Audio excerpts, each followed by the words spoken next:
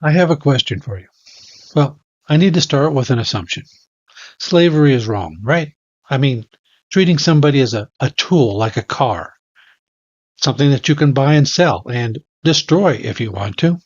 After all, it's your property. People can't morally be made the property of other people, right? So here's the question. You're a judge in Pennsylvania in 1855. Some slave catchers bring a black person into your court and want you to certify that he is the runaway slave that they have been pursuing and certify that they can take their prisoner with them back to the plantation. Let's make this simple. Assume that there's ample evidence that this is the runaway slave that they're looking for. As a judge, do you have an obligation to return this person to slavery? Now, if you say judges had an obligation to return runaway slaves, I'd like to know if a judge, law enforcement officer, or soldier in Nazi Germany in 1940 had an obligation to help send Jews to murder factories. And if you say a judge should not have helped enforce the Fugitive Slave Act, I'd like to know if a judge or police officer or soldier in California in 1942 had an obligation to help send Japanese Americans to concentration camps, or in the 1950s to enforce the Jim Crow laws. The topic that I want to discuss in this video is the obligation to enforce the law. This is closely related to the obligation to obey the law, which I covered in an earlier video. One could argue that if you agree to become a judge, a police officer, government official, or soldier, you've sworn an oath that binds you to do what you're told and not to consider the morality of your actions in any other way. Though, strangely, no other type of employment contract obligates or even permits you to do something immoral if your boss asks you to. One principle that I'm going to draw upon is this. If it's wrong to rape somebody, then it's wrong to hold somebody down while somebody else rapes them, right? If murder and kidnapping are wrong, then aiding in a murder or kidnapping is wrong. Doesn't that make sense? See if there's an obligation to enforce the law. I'll start with a basic moral principle. To say that an act is wrong is to say that people generally have reasons to use condemnation to promote a universal aversion to performing acts of that type. Fraud, vandalism, theft, rape, murder, all fit this description. So, to say that it's wrong to fail to enforce the law is to say that people generally have reasons to condemn those who fail to enforce the law. In that earlier video on the obligation to obey the law, I argued that people generally have reasons to support institutions that help people in securing their lives, liberty, property, their health, etc., without which they would find it difficult to get the other things that they value. So if, and I want to stress if, the law generally aids the people in securing these things needed for obtaining what they value, then they have reasons to use condemnation to promote an aversion to breaking the law. Nazi murder factories and slave plantations do not fit this description. However, this is what is called a pro tanto obligation. This means that it can be outweighed. It's like the obligation to keep your promise. If you promise to do something, then you have an obligation to do it. If you promise to meet your sister for lunch, then you have an obligation to meet your sister for lunch. However, if shortly before leaving your child has a serious accident and needs medical attention, it's okay to break the promise and take the kid to the hospital. When I argue that the obligation to obey the law is a pro tanto obligation, this means that if something more important is at stake, if discriminatory laws are imposing unjust burdens on some segment of the population, if the government is involved in immoral activities overseas, such as aiding in the slaughter of an innocent population in another part of the world, if the government is rounding up people and causing them great harm without due process of law, there may be concerns that are more important than obeying the law. If we continue to use our obligation to keep our promises as a model for an obligation to obey the law, We see that trivial promises can be more easily outweighed than important promises. And similarly, the obligation to obey less important laws can be outweighed much more easily than an obligation to obey more important laws. It takes far less to justify trespassing for the purpose of holding a sit-in than it does to justify smashing one's way into the Capitol building, assaulting police officers, and threatening to hang the vice president. That's what I wrote about the obligation to obey the law. Now, what about the obligation to enforce the law? How does that differ?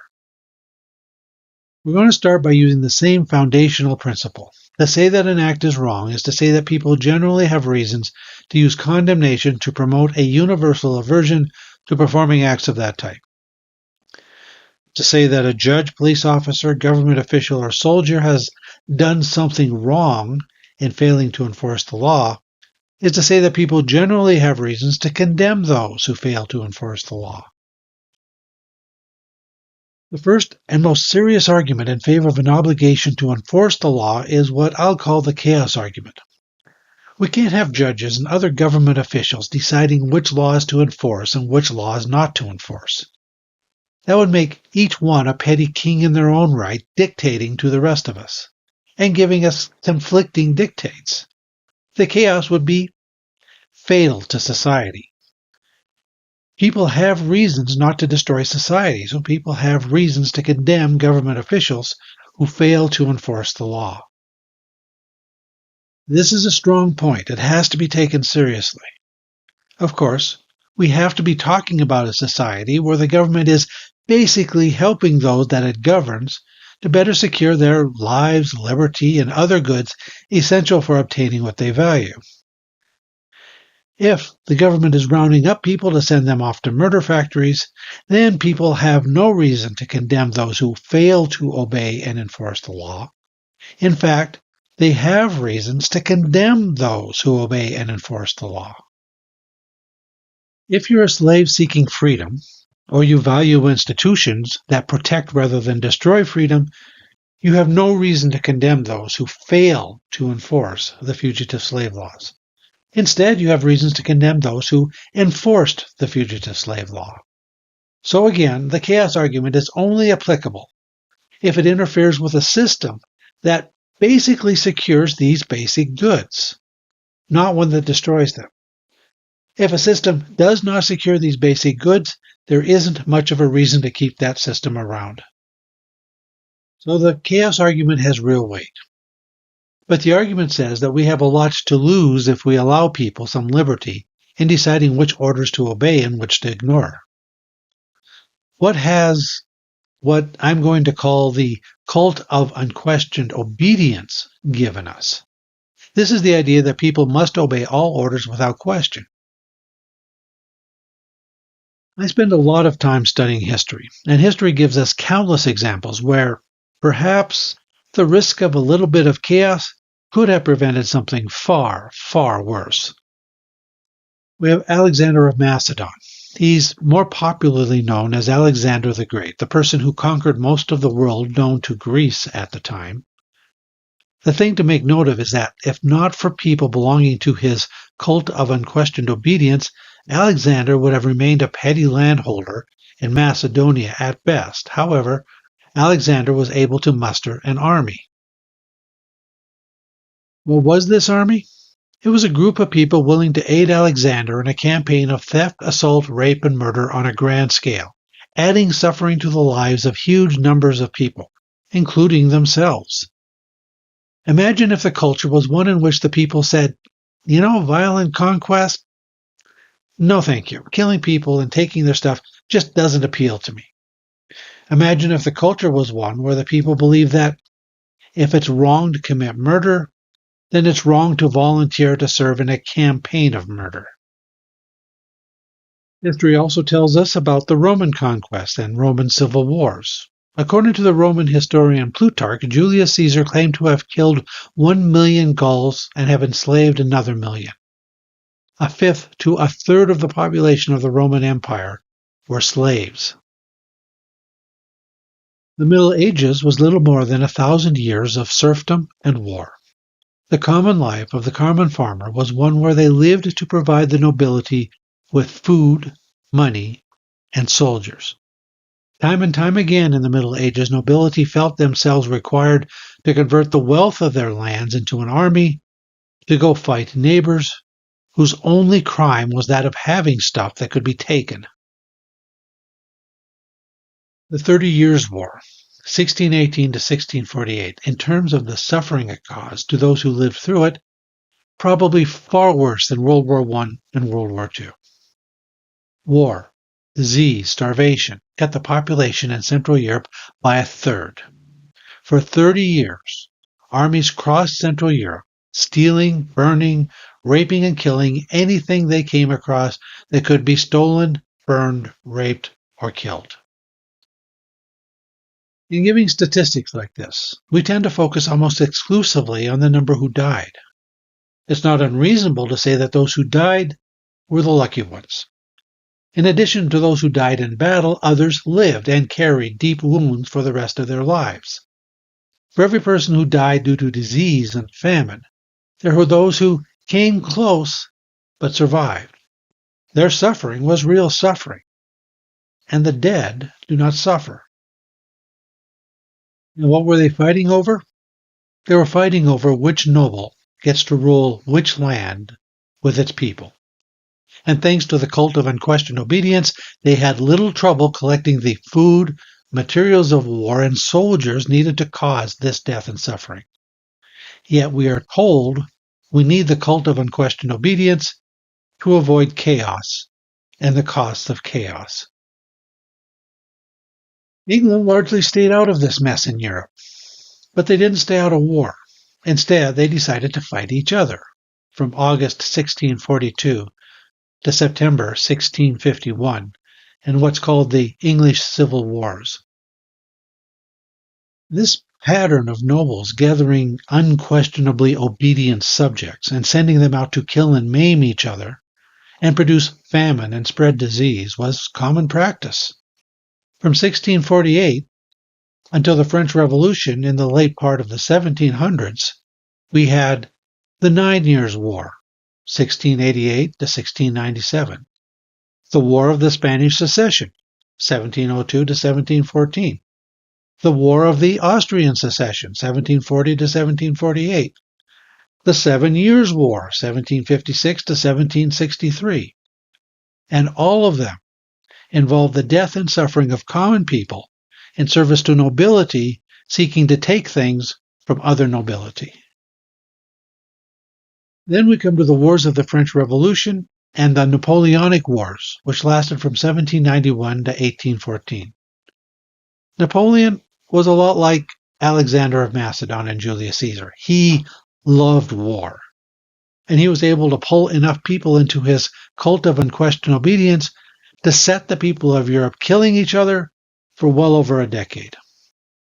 He was defeated and sent to the island of Elba, but when he returned, his cult of unquestioned obedience was ready to start killing again for him, facing its final defeat at the Battle of Waterloo. When the Napoleonic Wars ended, the great powers of Europe, England, France, Prussia, Austria, and Russia, got together to see if they can arrange to stop fighting each other. This was partially due to a desire to stop fighting each other. It was an agreement among the monarchs leading these 5 major powers, largely on how they were going to divide up Europe so that each monarch had their own territory and promised not to invade the territory of any of the others. But there was something else happening in the background. These monarchies had just faced something frightening that they had never faced before. A movement using slogans like, "Governments get their legitimacy from the consent of the governed," and "Nobody has a natural right to rule or duty to obey," had just taken down one of those monarchies. And it could happen again if they didn't take action to stop it. Let's be honest. The fact that the French Revolution became the Reign of Terror, and then the Great Terror, and then Napoleon, was definitely an argument against letting it happen again. Although there was this place across the ocean, the United States, it suggested that it was possible for the people to rule themselves without descending into despotism. Though America was still young and it couldn't last. That was the message the monarchs told the people in their attempts to stay in power. For the next 100 years, Europe remained peaceful. Well, more peaceful than it had been. During this time, the monarchies focused on movements that questioned their cult of unquestioned obedience. And they were successful. Well, once in a while, they had to throw the people a political bone to keep them from getting restless. And the French monarchy failed for the last time in 1871. But most of Europe continued to favor some form of dictatorship. And those dictators, seeking glory for themselves, gave their subjects World War I in 1914. Why was this war fought? To bring good things to the people? To improve the lives of the common citizen? No, it was another case of nobles who, wanting to take things from other nobles, used the people as mere tools for their pet projects. In 1939, another monarch seeking to use the cult of unquestioned obedience to raise an army and carry out his campaign of theft and murder was Adolf Hitler. He had no trouble recruiting people into his cult of unquestioned obedience, people who were more than happy to enforce his laws and his commands. Today we have Vladimir Putin of Russia, Kim Jong-un of North Korea, and several others still using the cult of unquestioned obedience to steal and murder. Again, imagine where Russia would be today if it had abandoned the cult of unquestioned obedience and told Putin that they would not commit theft and murder in his name. Imagine if the resources spent in his war on Ukraine had been spent instead improving the quality of the lives of the Russian people. But he was able to launch his war because the cult of unquestioned obedience would not disobey. Remember the principle that I gave at the beginning of this video. If it's wrong to rape somebody, then it's wrong to hold somebody down while somebody else rapes them. This is what the members of the cult of unquestioned obedience was doing in each of these cases that I've mentioned. They were holding down the victims while the leader raped them for his own profit, his own wealth, his own glory, for the pure joy of conquering. So let's go back to the chaos argument. Exactly how much chaos can we expect from questioning the cult of unquestioned obedience? I'm not talking about blowing up government buildings and assassinating political leaders. I'm talking about refusing to obey. When the leaders command one to aid them in theft, subjugation, or murder, telling them, I'm not into helping others commit violent crimes. I've got better things to do. What type of chaos can this bring? But the proponent of the cult of unquestioned obedience would still likely protest. Imagine two judges giving different rulings on similar cases based on their own personal moral views.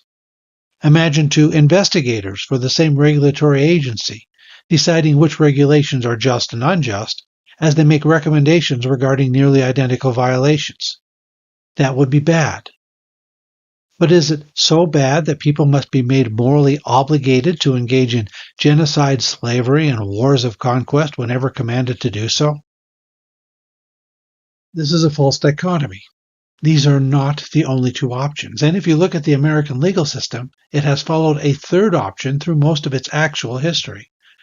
The third option is to deny the cult of unquestioned obedience, but to make disobedience depend on more than just having a particular moral view. There are two supplements we can add to this. Principle number 1. Refuse to aid in the enforcement of any law that involves harming others without due process, where due process is a process that seriously examines the question of whether the harm is needed. With this principle, one is not forcing one's own moral judgment on others, but one is not allowing any political leader the power to make unquestioned commands that others be significantly harmed without some process that takes into consideration the interests of those that would be harmed. It's the principle behind the right to a trial by jury. We can punish people for crimes, but only if they are subject to due process to determine if they're actually guilty of that crime. Nobody can be punished simply because the Queen shouts, "Off with their head." Principle number 2. give an initial presumption in favor of the law, but like the presumption of innocence in a court trial, it can be overridden by sufficient evidence to the contrary. In other words, the burden of proof is on the one who would disobey. There's room for some healthy debate over what does or does not fit under these criteria. Nobody said that this would be easy or that we can come up with a formula that will provide answers that are so obviously right that they can't be questioned. We're never going to have that. However, I invite you to leaf through a history book or look around us at what's going on in the world today and ask yourself if we don't have good reason to take this cult of unquestioned obedience and dial it back a great deal. And we should address the fact that sometimes acting on principle or doing the right thing sometimes has a cost. Of course it does. Honesty, fairness, and responsibility sometimes has a cost. Parents well know that their obligations to their children sometimes involve some very heavy costs. Soldiers and first responders are already accepting an obligation to take certain risks. In this case, we're talking about people accepting positions to enforce the law, also accepting that their job does not give them a moral permission to aid in the brutal theft, abuse, exploitation, in inflicting harms on others merely because the leader commands that they be harmed. This is not a legitimate part of any job description. In the near future, I intend to produce a video comparing the values of serving a political leader versus serving a moral principle, and I will argue that serving a principle is much more important than serving a person, so long as one is serving a good principle. Not just any principle will do. The principle not to aid in depriving others of essential goods, life, liberty, food, clean water, health, education, security, without due process, is a good principle to serve. I'm also wanting to create a video addressing the question of what somebody should do if commanded to do something that violates such a principle. The standard view is that one should resign. Leaders who wish to assemble a cult of unquestioned obedience have reasons to support such a practice. It clears those who will not obey out of the way and makes it easy to surround oneself with members of the cult. Against this standard practice, I would argue that an individual should refuse to obey on moral grounds and let those in power decide what they want to do with regards to one's refusal. Although we can't deny people the reasonableness of avoiding certain harsh consequences that cruel, unjust, and vengeful tyrants inflict on those who refuse to obey. This is not an easy subject, but the list of costs associated with the cult of unquestioned obedience throughout human history indicates it is an important subject. Countless lives and the quality of countless other lives depend on the answer. I hope that you will be here when we continue this exploration.